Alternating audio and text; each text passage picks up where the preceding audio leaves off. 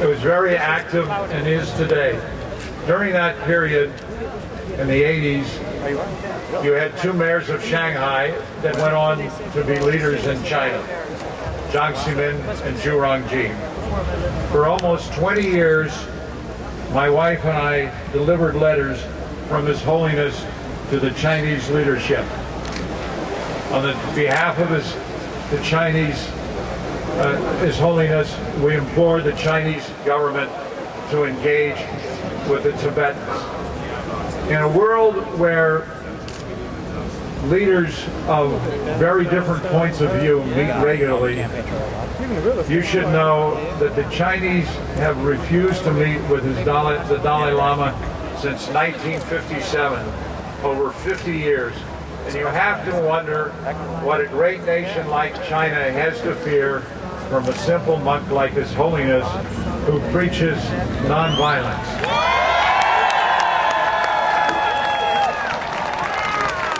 In fact, when you ask the Chinese directly, as I have, why you won't sit down with His Holiness, they have no good answer. In fact, they have no answer at all. No, I'm standing. Why?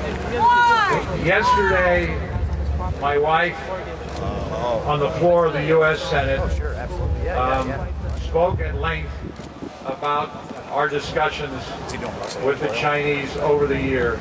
She entered into the congressional record. You all can access it.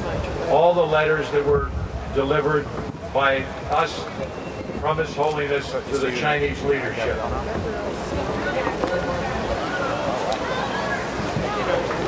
I think that the Chinese have felt that for some reason oppression will work. We know that it won't work. You here today are a symbol of why we don't want to put up with it anymore.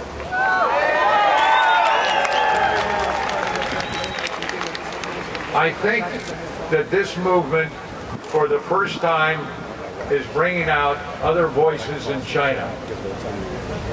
Ones who say maybe there needs to be a different path. I think that it is very important between now and going forward towards the Olympics this summer that this movement continue.